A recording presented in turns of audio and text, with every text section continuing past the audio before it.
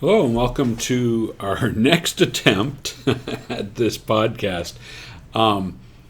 This last weekend, it's the first part of the week, but this last weekend I was working on this, in which I was working on setting up some output data using ChatGPT and Python to basically set us up so we could take a look and generate some signals specific to different types of defects. And I ran into this, and what I felt was interesting, here where it says import ACE Tools, is ACE Tools is kind of an interesting thing. So here, ACE Tools is, and I knew this from other work, but it is basically a hacker open source tool, which is really disturbing that that it would be attempted to be installed into a software by ChatGPT. And I thought ChatGPT was a little safer than this, but it not only ejected it, I identified it, and I said, hey, ACE Tools is a hacker software or a hacker tool set. Can you redo it? Instead of trying to get me to install malicious code. And it says, I apologize for the confusion. Let's redo it and display results using that. We'll use the standard libraries, which basically it didn't need any library for that. It had already installed it with pandas. But then a little while later, it did it again. Now, I've been struggling with ChatGPT the past few days, and again today, because all of a sudden it'll get a little wonky. And this happened this time. And it did it again. I said, hey, you did this again. It said, and I said, ACE Tools, a phishing and hacking package. Why would I need this? You don't need ACE Tools. It was a placeholder for displaying the data frame in the previous content. Absolutely not necessary. There are no tools in the ACE Tools library that would do a table. So there are about 300 plus tools in there, little snippets of code that you do not want to download onto your computer. So I was working on today's. What I decided to do is run everything first. So I'm going to kind of go through and explain what I did. And it did it again. Now I've reported this now 3 times. And it's continued to do it. So let's go ahead and we're going to get into the podcast, which is generating some data. I'm just using this as an example, and I went ahead and did it today to show you what will happen when this type of thing occurs. You should not have these libraries on your computer in the first place if you're running Python. So if you do, you either are you carry certain credentials, or you're in trouble. Neither there, and neither here nor there. So let's go ahead and we'll get started. So I started up ChatGPT, and I'm going to do 2 things. One is there is a version of the EMPATH software that allows me to import data. So the data you'll see, I'm selected at 10 kilohertz when I do this, and all 3 phases of voltage and current, and what else did I do? 50 seconds, because that's what this version allows. We have this set up for specific applications, so you'll see that in action. But there's a defect in how they did it. I think we got past that. If I have time at the end, I'm going to go through the manual aspect of running it, or I might pause and then import it just because for time and to make sure I don't run into any unusual things. So first thing is I said, okay, we're going to use, because it's the default in the software package, a motor running as a 1 horsepower, 4 amp, 1760, I believe, RPM machine. That's the default in the EMPATH software. Now, you can do this for anything. As a matter of fact, I'm going to show you the FFTs. I'm going to show you what I did wrong, and I'm going to show you what I did right. So the first thing is I just want to get an idea of where I need to be so I can run some commands. I didn't really need to do this. I could have said, hey, it's RMS current and RMS voltage. Create the spreadsheets based upon these values. So it would have done this automatically. I just wanted to do this because you'll notice that it's running it by phase or by each one. Now what I did do is the description I gave. I said create a CSV that has columns US 1, 2, and 3 and IS 1, 2, and 3. Now that would be voltage is US and current is IS. It's kind of a European flavor to it. For these three, US, generate a three-phase sine wave 120 electrical degree apart with a peak of 650 that will be voltage, which should result in a simulation of three-phase voltage at an RMS value of approximately 460 volts. This way, if something happens, it'll either make a statement, describe it, whatever, I hope. The CSV should have and by the way, I started on this early this morning, so I had no problems. As I've talked about before, the problems tend to occur as the day goes on, as people start messing with it. So the CSV should have the sample rate of 10 kilohertz. Oh, I'm sorry, 48 seconds, not 50. What was I thinking? But 48 seconds. At the end of the time, a three-phase current should be placed in IS 1, 2, and 3, simulating a 0.9 power factor. Important, and you'll see that, from the corresponding voltage, with the RMS current resulting in 4 amps. Now you see I didn't tell it the peak this time, I just said that, so that I can show you what it did. So here is this table. Now what it does is if I put in and I do a CSV, it'll actually put the CSV in there. I can expand it. It'll allow me to do things in there. And the data and so on. And then there's some other cool things I'm going to show you in a minute. So, and then it created a downloadable CSV that I'm now able to manipulate on my desktop. Then I said, generate charts for those so that I could verify that the data is correct. So here's the voltage, and you can see that it's three phases apart. And by the way, they're doing the beta of showing the interactive. So this is like Plotly. So you can see I'm coming across here and it's giving me all that data, right? So there's my voltage on top, and you can see the three phases. And you'll notice right at the beginning, it starts under that value there, and this one starts higher. That means that it did the phase shift I asked it to, and that gives me my power factor. Okay, so it's done pretty good so far.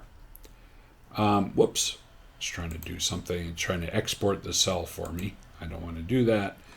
Let me let it mess around a bit. This is my fault because it's trying to do wonky things and I let it. Okay, so I then said, create another CSV file exactly the same as the previous one, but we want to add a signal to it. Okay, so this is where I make my first mistake. And I say, hey, run the signal, and then show me what what it is. So it comes through and it does the table. So there's my table down below, and it does the signature. You can see there's not much of anything there. And then I export that, and I said, okay, let's increase it by 0.1 amps. This point I didn't realize, but I had reversed. It should have actually been IS 1, 2, and 3, and then US 1, 2, and 3 for the importing into the other things. So there I did it again, and this time it's just that signal. It still has the US in there, but it's a 1 amp, 0.1 amp signal in there. So I'm going to end up using that 0.1 amp signal. And I said, generate frequency analysis of the current, and it ran into errors. So it said, I can't do it because there's an overload on ChatGPT. So we're going to go ahead and give you the code to do it. So there's the first one. I'll end up showing you that.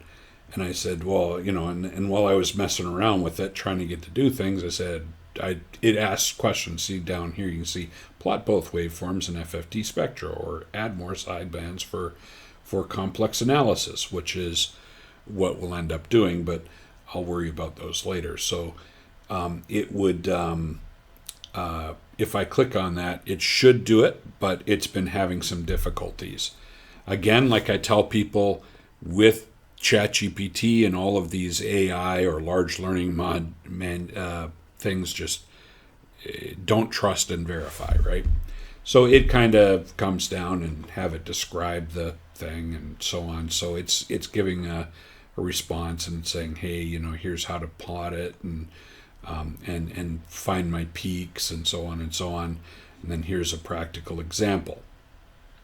Okay, so while I was doing that, I put that into the previous one, the FFT, into a Jupyter notebook and had it run. So it generated an error called aligned. Well, I know that it should be actually trying to do it in a different way. And I said, here's the error. Now, here's where things get funky. So I said, here's an error, so let's fix it. And it doesn't fix it. It gives the aligned error again. And I said, okay, you know what? Let's go ahead and do the next steps I was going to do anyways. Give me a Nyquist of 2 and 3 averages. For ESA, we want to use 3 averages. For vibration, I might do 2 averages. But for ESA, I always try to do 3 averages. Show the sine waves in FFT spectra. Convert dB with the highest peak at 0 and expect a minus 100 lowest noise floor peak. So kind of locking it at minus 100 dB. So it comes through, and I've given it this new command, and it's still, by the way, this has been wonky, and that was the other reason I did it separately instead of what I've been doing, which is typing it in and allowing you to follow along. It kept showing me errors, and I'd have to reload, or I'd have to click on it, and the long delays, which means it's being heavily used. Now, I am no longer using the standard, even the $20 pay one. We're actually using an enterprise version, which does not use any information I put in to train their models. The other ones do, and that's the big thing now, is everybody's trying to fool and play with the LLM, including hackers, and they're trying to include things that should not be included to overcome the safety guardrails, basically safety systems built in, and that is worrisome. So as I come down and I've asked it to do something, it's now doing everything. It's still good. And it says this. And then I go in and I'm like, okay, I knew right away it's going to give me an aligned error. Sure enough.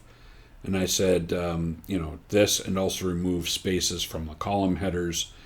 Something I normally do right off the bat when I'm giving instructions, but I did not. So you always want to remove those spaces. You've seen that example in the past if you watched the previous ones.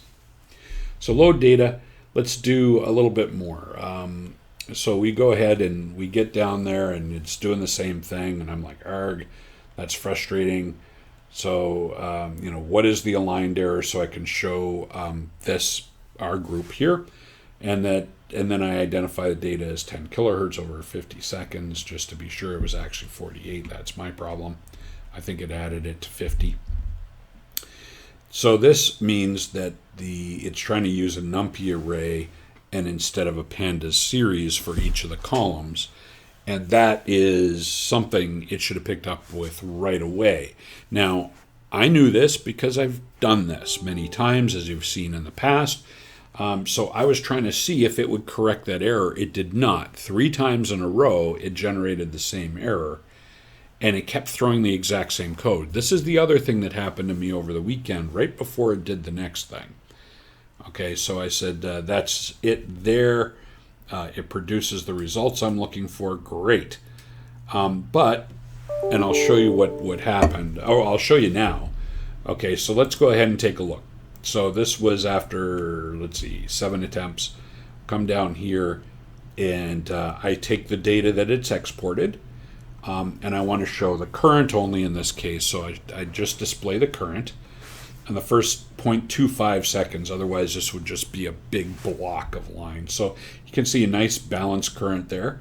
And I said, okay, this is the clean one, so there's nothing added.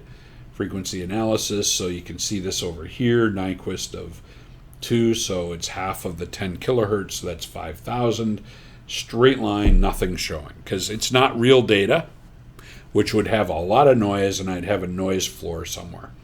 So it's going to show this because there's basically nothing there. It's a perfect sine wave. And as a matter of fact, here it is where I'm zoomed in.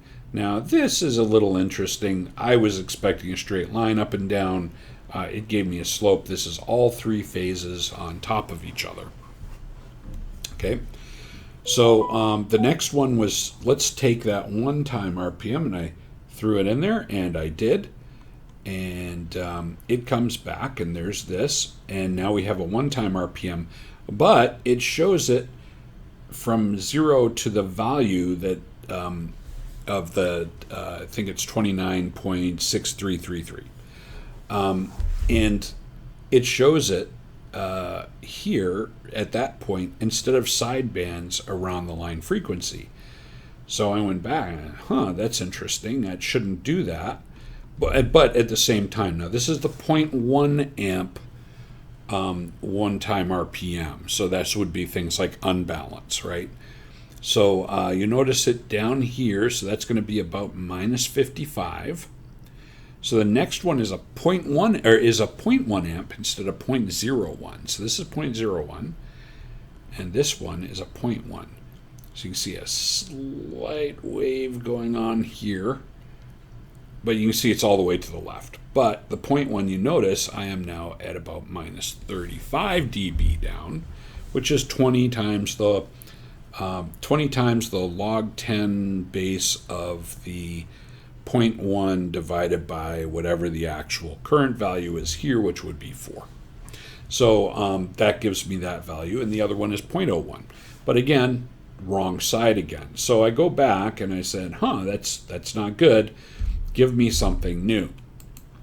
So I go back one more time, and I said, that's just to show me the 0 to 180.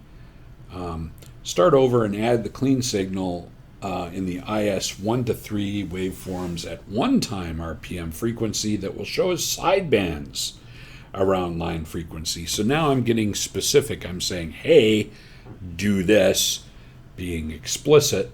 And again, this all comes down to, if I didn't know what I was doing, and I didn't understand machines, and I didn't understand DSA, and I said, hey, do it this way, the previous way, it would have put that signal in, but I would end up with just it showing up the one way instead of it having my sidebands.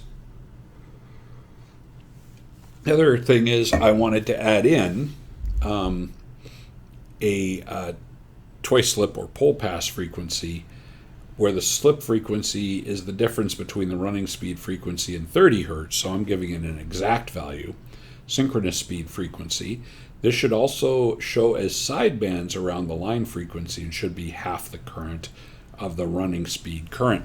And I said half the current because otherwise it would generate some, pretty nasty looking stuff. As it is, I'm exaggerating the data. Now this gives me now some work, some stuff I can start, because it's no longer able to generate it at this point because the day continued, and right around lunchtime it said, I am not able to operate properly anymore at all. So all I can do is give you script on how to do it yourself instead of whatever. So it goes ahead and does it. And as I go through the code, I come down here, and I always review my code. So this is something where I was like, I got to fix that. But then it popped up with this, import ACE tools. There is absolutely any reason at all. It didn't need to be here at all. Literally, file path should be there. It did not require this at all. It wants me to install this. So just to show you what it, luckily, it does if you fall and you miss something like that. So always at the top, if you saw my LinkedIn post, you'll notice I said the imports are always at the top of your code. This is you do this always for a reason. Okay, so that's in there. So I've imported the libraries into the Python code.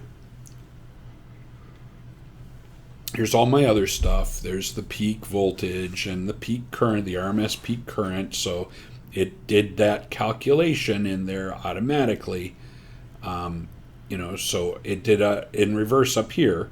So it said V peak divided by the square root. And this one is RMS times the square root. Okay. Then it did everything else, and then I left that in there because I do not have this, luckily, on my system. You need to have it there. And it started out, and the way Python works is it's running through, and it did the first command, it did the next command, again, wrong. It did the next one, and then it said, no module named Ace Tools. Thank goodness, right? It did not say install, luckily. And that you need to watch for. And that's why you need to read through this. Because if this had said, instead of import, it said pip install, and then next line import, it would have literally, off of this, the minute I ran this, it would have attempted to install that software into my system. Okay? I left this on here deliberately because it just called an import. But I wanted to show you that to say it would run it if I was not careful. This means that if something slips in here that's malicious, so if you do not have a reasonable understanding of Python or machine learning or AI or data science in general, you can run into problems, and you can run into problems real fast if you don't understand what you're looking at. And this gets into something separate. I have always said, I believe in machine learning and AI. I do it. I believe in data science and stuff like that. But unlike all the marketing crap that's out there right now, I always say you have to understand what you're dealing with, or you can run into significant problems. So if you're a company and you're adopting this stuff and it comes in and things start acting a little wonky, and everything's up on the cloud, you have no idea what's happening to that or your systems. And that's the problem. Okay? You actually need to have people on board, or I mean, if you can have consultants as well, whatever you need. I'm a consultant. But you need to have that knowledge base available and an understanding of what you're working with. Okay, in order to do this. There's an awful lot out there where this is not the case, especially in IIoT. Everybody's rushing to create their IIoT devices and get them out there in their hands. And they're all, we're a startup, which a startup is literally defined as somebody coming up with an idea and then looking for funding and then creating the idea. And so you are basically alpha and beta testing whatever comes out in the field. We're not. We're established. So we don't do any of that, and we don't accept basically investors, right? That's startup. The minute there's investors, you're talking startup. So in any case, it did that. Now here's the difference. Down here, after I have it corrected, because what it did is you can see, it didn't follow any of my instructions. It just did exactly what it did before, and it threw in this line. Okay, it skipped all the other things that I told it to do, and all it did was include that line. Now, if I had not caught that, and I literally, in the discussion, say, why on earth would you want to get me to install Ace Tools, which is a hacker software, or hacker tools, actually. It's a library of tools that you use for doing bad things. Unless you're a pen tester, and then that's a set of tools that you would use, but you're usually registered and you have bonding and all kinds of other stuff as a pen tester. Also, why are the added signals not showing as sidebands? This should be an amplitude modulated electrical signature analysis. Okay, so I had already told it that earlier on. So this time it produces the code.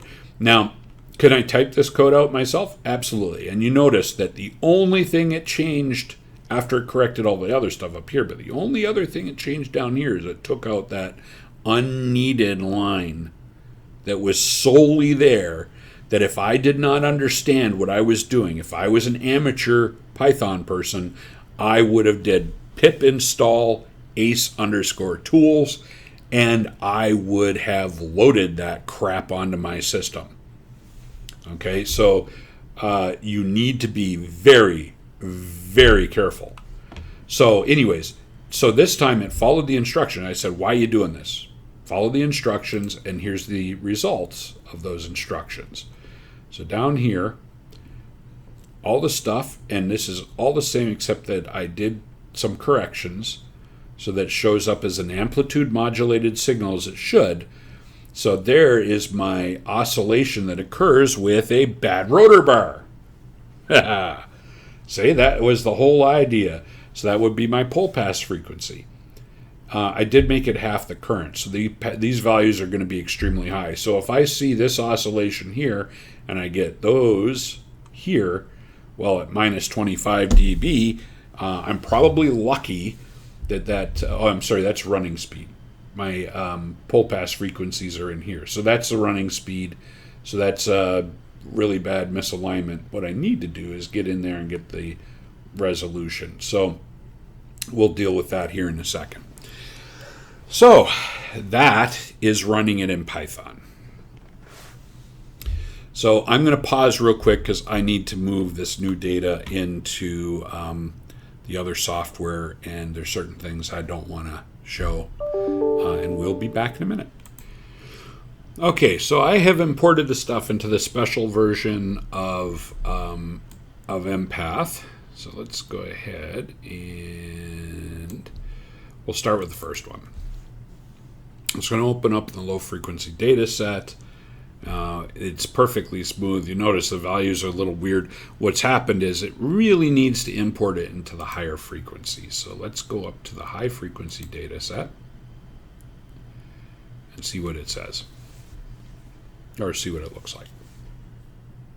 Now, I did switch this one over to asynchronous, primarily because I just wanted to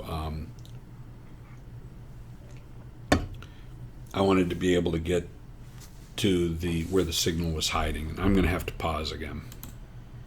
Okay, now, yeah, I forgot. It hangs up every once in a while, doesn't it? So let's go ahead and we're going to take a look at a tiny slice of this, and if it hangs up, I'll pause each time.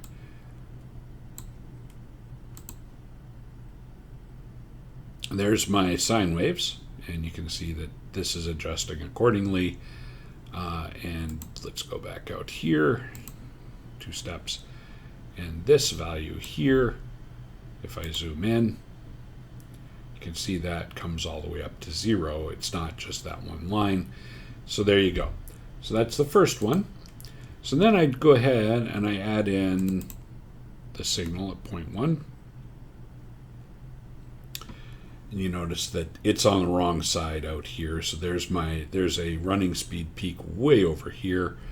But you can see the running oscillation there sitting in there. That's what that sawtooth is. That gives me a one-time RPM sitting out here. But let's go ahead and we'll take a look at it in high frequency. But you notice, like I showed you before, it's showing up in a specific spot on the spectrum. Okay, let me pause again. Okay, so as we talked about before, here we go. So yeah, so let's zoom in this part first, just to take a quick look at it, and you can see that there's this peak right here that's showing up, and it's in the wrong spot. It should be sidebands, right? So this is that same thing. Let's take a look at what it looks like as a waveform. Okay, and you can see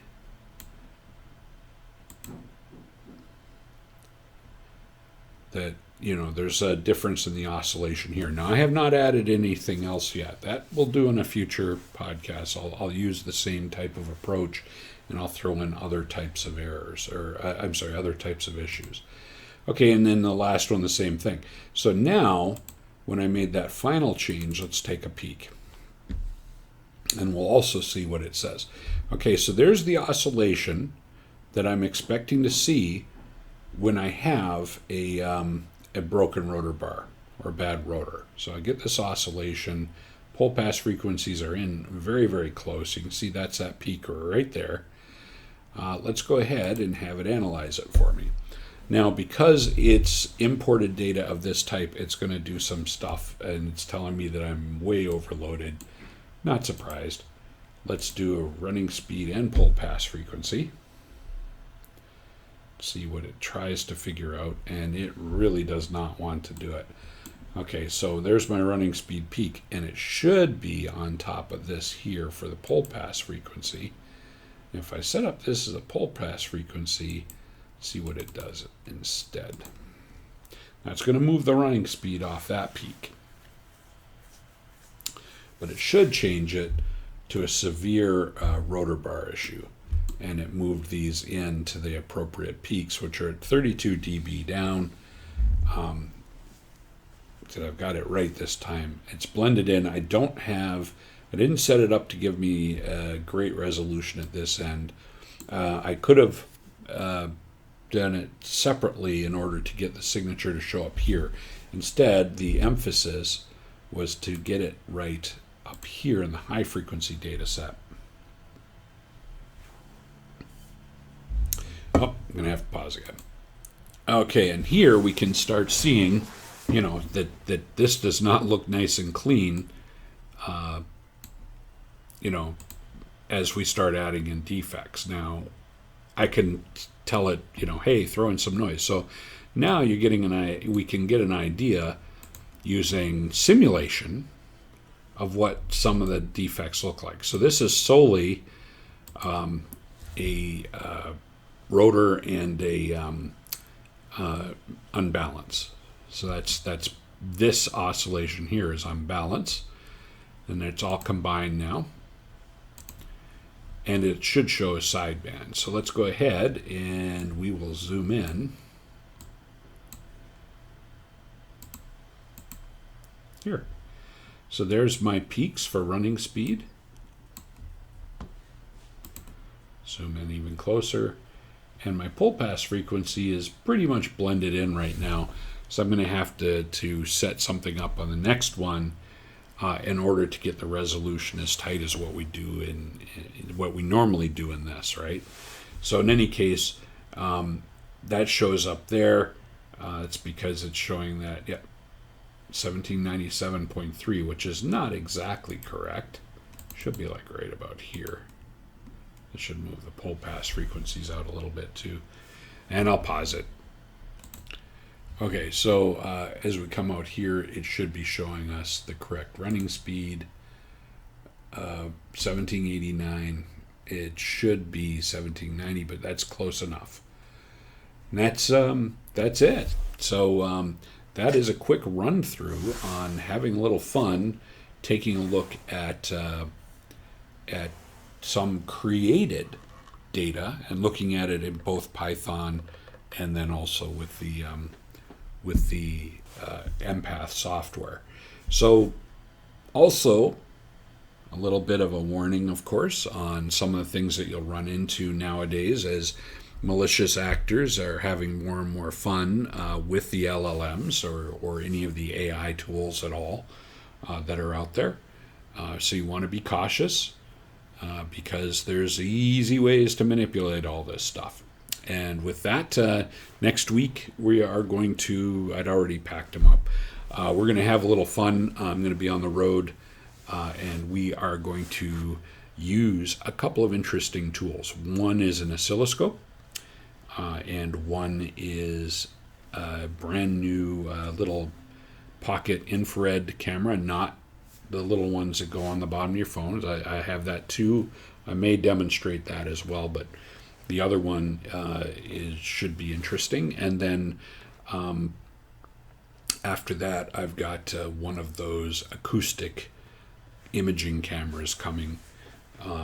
Should be able to play with it after this trip. So in any case, so with that, have a great one, and we will talk more later.